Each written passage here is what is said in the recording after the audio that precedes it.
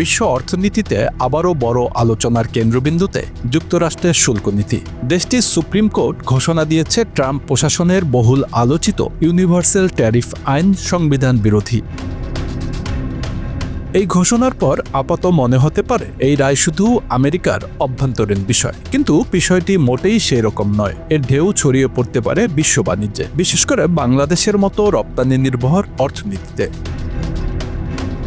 দেশটির supreme court বলছে, Trump যে আইনের মাধ্যমে ব্যাপক শুল্ক বসিয়েছিলেন তা জাতীয় নিরাপত্তার অজুহাত হলেও অর্থনৈতিক চাপ সৃষ্টির হাতিয়ার হয়ে উঠেছে।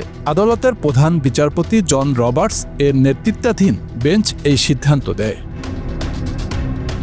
এর ফলে ট্রাম্পের আগের শুল্ক নীতি কার্যকর থাকছে না, কিন্তু সঙ্গে সঙ্গেই নতুন পথে 10% শুল্ক আরোপের ঘোষণা এসেছে।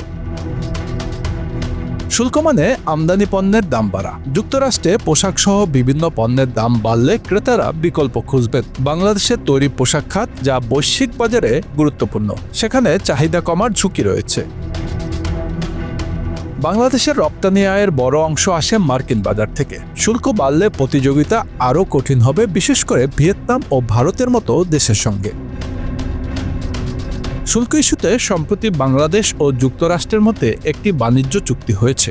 সমালোচকরা বলছেন, এতে বাংলাদেশের চেয়ে যুক্তরাষ্ট্রের সুবিধা বেশি। চুক্তির শর্তে বাংলাদেশকে কিছু পণ্য আমদানি ও পরিবেশগত মানদণ্ড মেনে চলার প্রতিশ্রুতি দিতে হয়েছে। এর বিনিময়ে শুল্ক কিছুটা কমার কথা ছিল, কিন্তু সুপ্রিম কোর্টের রায়ের পর পরিস্থিতি বদলেছে। শুল্ক কমবে, তবে ভবিষ্যতে শর্ত নতুন মোড় নিতে পারে। বিশ্লেষকদের মতে, শুল্ক রায় বাংলাদেশের জন্য পুরোপুরি নেতিবাচক নয়। যদি মার্কিন বাজারে শুল্ক কমে, বাংলাদেশি পোশাকের দাম কিছুটা প্রতিযোগিতামূলক হতে পারে, কিন্তু চ্যালেঞ্জও আছে। কারখানার পরিবেশ, শ্রমমান ও আন্তর্জাতিক মান বজায় রাখতে হবে, না হলে মার্কিন প্রশাসন ভবিষ্যতে কঠোর পদক্ষেপ নিতে পারে।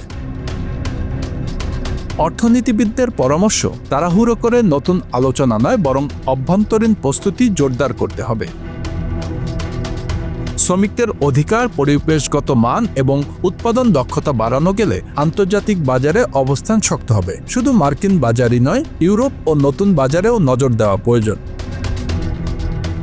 শুল্কযুদ্ধ শুধু দুই দেশের বিষয় নয়, এটি বৈশ্বিক অর্থনীতির সমীকরণ বদলে দিতে পারে। বাংলাদেশের জন্য যেমন চ্যালেঞ্জ আছে, তবে সুযোগও রয়েছে। প্রস্তুতি ও কৌশল ঠিক থাকলে পরিবর্তিত পরিস্থিতিতেও এগিয়ে যাওয়া সম্ভব হবে, এমনটাই মনে করছেন বিশ্লেষকরা।